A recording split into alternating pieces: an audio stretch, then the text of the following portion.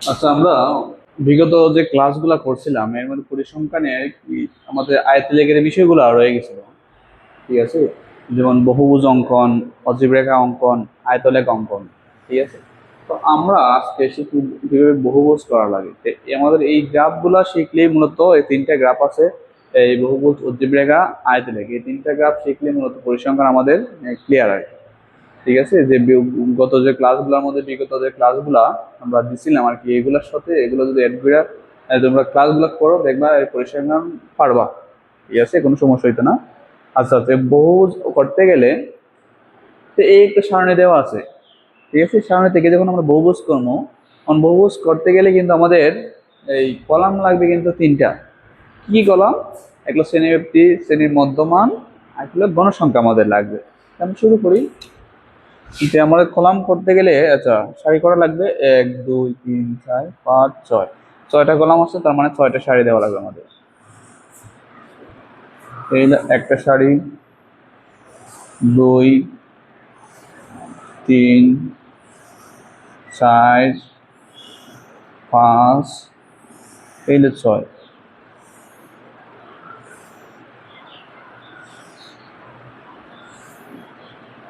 শ্রেণী ব্যক্তি, প্রথম কলাম হইলো আমাদের শ্রেণী ব্যক্তি। তারপর আমাদের এই শ্রেণীর মধ্যমান, হ্যাঁ শ্রেণীর মধ্যমান, শ্রেণীর মধ্যমান, মধ্যমান। আচ্ছা, এটাতে গণসংখ্যা। ঠিক আছে, শ্রেণীবৃত্তি কত দেওয়া আছে আমাদের? 21 হতে 30, 31 হতে 40, 41 হতে 50, 51 হতে 60, 61 হতে 70। এইগুলো আমাদের শ্রেণীবৃত্তি দেওয়া আছে আর কি। শ্রেণীর মধ্যমান বাই করে কিভাবে? শ্রেণীর মধ্যমান বাই করার নিয়ম হলো যে শ্রেণীবৃত্তির উচ্চ সীমা নিম্ন সীমা যোগ করে দুইটা ভাগ আর কি। আমরা যোগ করলে আসে 51, 51 দুটো ভাগ দিলে আসবে কত আমাদের? এই 25.5। পরেরটাও যোগ করলে কত আসে? 31 আর 40 যোগ করলে আসে 71, 71 দুটো ভাগ দিলে আসবে কত? এই 35.5। আমরা জানি একটা শর্ট নিয়ম শিখছিলাম যে এই যোগ করার পরে পরবর্তী পার্থক্যগুলো যোগ করলেই চলে, যেমন প্রত্যেকটা ওদের ব্যবধান কিন্তু 10 10 আর কি। ঠিক আছে, তো 35-এর লগে 10 যোগ করলে 45.5, 45 লগে 10 যোগ করলে আসবে এই 55.5, 55 লগে 10 যোগ করলে আসবে এই 65.5। আর এদিকে আমাদের গণসংখ্যা দেওয়া আছে কিন্তু, এই 13, 12, 15, 10, 8। ঠিক আছে, এখন আমরা এই বহুভুজ করতে গেলে বা অজীব রেখা করতে গেলে বা আয়তলেখ করতে গেলে একটা কিছু লেখা লেখা লাগে আর কি, মানে কথা লেখা লাগে। যেমন এই কথাগুলো সবার জন্য সেম। যেমন আমি লিখে দিই, এই মনে করি চক কাগজে, চক কাগজে এক্স অক্ষ, ওয়াই অক্ষ এবং এবং মূল বিন্দু শূন্য, মূল বিন্দু শূন্য। ঠিক আছে, এখন লিখবো যে এই চক কাগজে এক্স অক্ষ বরাবর, এক্স অক্ষ বরাবর প্রতিকরকে, হ্যাঁ প্রতিকরকে। আচ্ছা, আমরা এক্স অক্ষ বরাবর সাধারণত বসানি লাগে শ্রেণীর মধ্যমান, যে এক এই আমাদের জানি ব্যবধান কত করে? ব্যবধান আমাদের 10 করে আর কি। ঠিক আছে, তো একটা কথা মাথার মধ্যে রাখবা, যে ব্যবধান 10 থাকে তখন আমরা 1 গজ সমান 1 মান ধরবো, 1 গজ সমান 2 মান ধরবো আর কি। তখন দেখা গেছে যে আমাদের যে পরীক্ষার মধ্যে গ্রাফটা দিব সেটা হয়তো আহামরি কিন্তু বড় না। বুঝে গেছে যে আমরা 1 গজ সমান যদি 1 মান ধরি, তখন 10 ব্যবধান থাকলে শ্রেণী যদি আমাদের 10টা থাকে, দেখা গেছে গ্রাফের মধ্যে 8টা না। তার জন্য আমরা চট করবো, কি করবো? 1 গজ সমান 2 মান ধরবো আর কি, যদি 10 ব্যবধান থাকে 1 অক্ষ বরাবর। আমরা এটা লিখবো। আর যদি 5 ব্যবধান থাকে আমরা 1 গজ সমান 1 ধরবো আর কি, যে প্রতিগড়কে 2 একক দরে শ্রেণীর মধ্যমান, শ্রেণীর মধ্যমান এবং এবং ওয়াই অক্ষ বরাবর, ওয়াই অক্ষ বরাবর প্রতিগড়কে এই সর্বোচ্চ কোন সংখ্যা আছে আমাদের 15তে, সেটার 1.2 লিখে লাভ নাই, ঠিক আছে। 1 আমরা একই লিখব, 1 ধরে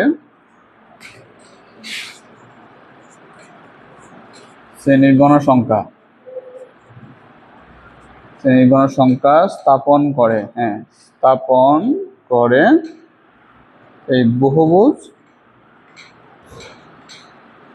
অঙ্কন করি। আচ্ছা, এই হলো আমাদের বাসাটুকু, এটা সবার জন্য প্রযোজ্য। আচ্ছা, এটার মধ্যে যে বাসাটুকু পার্থক্য হয় অনেক সময় শুধু এই এক্স অক্ষ ওয়াই অক্ষ কোন কোন মানগুলা বসে এটার ক্ষেত্রে একটু পার্থক্য হয়।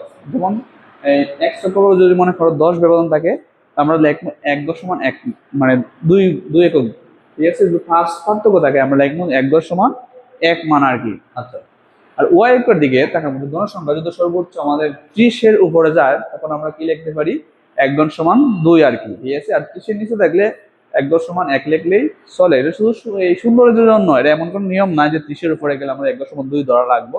এটা গ্রাফে আটার সুবিধার্থে, ঠিক আছে। এইটুকু হলো ভাষা আমাদের। এখন আমরা গ্রাফ রাখবো, তোমাদের সবাই তো গ্রাফ আঁকতেছি না। গ্রাফের এক কর্নারে, ঠিক আছে, এই মনে করো এই স্কেল দিয়া একটা দাগ বরাবর একটা দাগ দিয়ে দিবা, এই কাঠ পেন্সিল দিয়ে নিচ বরাবর একটা দাগ দিয়ে দিবা, যেটা খাড়া বরাবর দাগটা দিবা এটা বলা হয় ওয়াই ড্যাশ, ঠিক আছে। এক্স এর বরাবর যেটা সেটা এক্স ড্যাশ, আর মূল বিন্দু 0। এখন কি করবো আমরা গ্রাফটারে প্রতি ফার্স্ট ঘর পরে পরে একটা আমরা কাঠ পেন্সিল বিন্দু দিব আর কি, মানে হাইলাইট করার চেষ্টা করবো আর কি, বিন্দুগুলো যেন বোঝা যায় আর কি, ঠিক আছে। যেমন এদিকে দিব।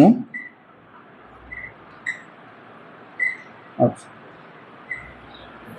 এখন আমরা মানগুলো লিখবো। যেমন কত আছে 25.5, প্রথম যে বিন্দু দিব আমরা এটাকে বাদ চিহ্ন দিয়ে রাখবো। এটা বাদ চিহ্ন দেওয়ার মানে হলো যে আমরা সাধারণত এদিকে কিন্তু শূন্য দেওয়া আছে, আমরা বাদ চিহ্ন দিয়ে বুঝাইতেছি যে সেটা শূন্য থেকে শুরু হইয়া এই মেইন আমরা যে পয়েন্ট থেকে শুরু সেই পয়েন্টে গেছে আর কি। যেমন এখানে আছে আমরা 25.5, এটা এই থেকে তার মধ্যে আর কি।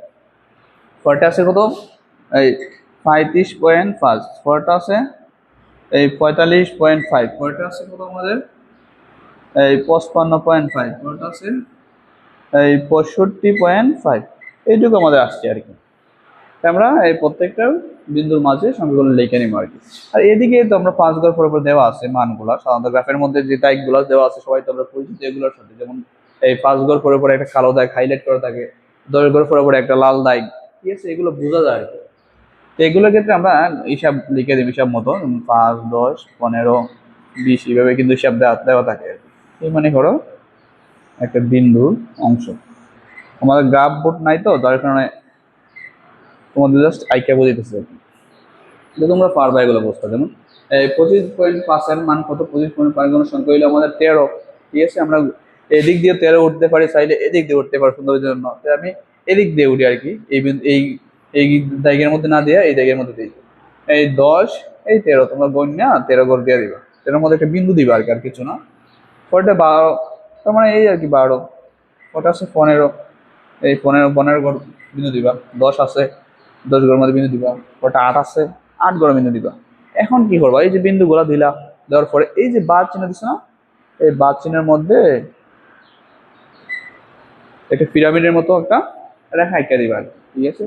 অনেকে কি করে রেখাটা কিন্তু বরাবর কাঠ পেন্সিল দিয়ে কিন্তু সুদা নেয়, ঠিক আছে। সুদা নেওয়ার কোনো দরকার নাই, তোমরা আঁকা বাঁকা করলে চলে, সমস্যা নেই, শুধু বিন্দুর মধ্যে দিয়ে রেখাটা গেলেই হলো আর কি। এখন একটা বিষয় বোঝার আছে জায়গার মধ্যে, যে বহুভুজ কিন্তু নিম্নগামী, ঠিক আছে। বহুভুজ কিন্তু নিম্নগামী কি জন্য, এই আমার ভিতরে কিন্তু এই জায়গা শেষ। এখন কিন্তু অনেকে কি করে এই জায়গাতে রাইখা দেয় বা অনেকে উপর দিয়ে টান দিয়ে দেয়, কিন্তু না, বহুভুজ কিন্তু নিম্নগামী বলতে বহু সবসময় নিচে নামবো, রেখাটা শুধু এই জায়গা থেকে তারপর টান দিয়া এটা নিচে নামাই দিব আর কি, তাহলে আমাদের গ্রাফটা হইব আর কি। আচ্ছা, এই তুমি গ্রাফের কাজ শেষ করলা, ঠিক আছে। বহুভুজ মানে এইভাবে মানে 5 ঘর থাকলে কিভাবে ব্যবধান 5 থাকলে 1.2 দেবো, এটাই পার্থক্য আর কিছু না, আর বাকি সবগুলো ঠিক থাকবে আর কি। এইলে তোমার বহুভুজ আর কি, এটা পারবো আশা করি। এখন অনেক সময় কনফিউজ হয় কোন জায়গায়, যে আমি বহুভুজ গ্রাফটা তো আঁকলাম, আঁকার পরে গ্রাফটা কোন জায়গায় তুমি পিন করবো বা কোন জায়গায় আমরা আটকাই দিবা। এই যে তুমি গ্রাফটা শুরু করবো না, লেখা শুরু করার পরে পরীক্ষার পেপারের মধ্যে তুমি যে দিক থেকে মনে করো শুরু করছো, এই যে মনে করো এখান থেকে আমি শুরু করলাম স্টার্টিংটা, তো এই গ্রাফ পেপারটা এটার উপরে আমরা স্টেপার মাইরা আঁকলে চলে আর কি। বোঝা গেছে? এই যে তোমাদের বহুভুজ আমাদের দুইটা ক্লাস রয়েছে আর কি, যেমন অজীব রেখা রয়েছে আর আয়তের লেখা রয়েছে, এই দুইটা আমরা ক্লাস দিতে পারলেই আমাদের এই পরিসংখ্যান কমপ্লিট। ঠিক আছে?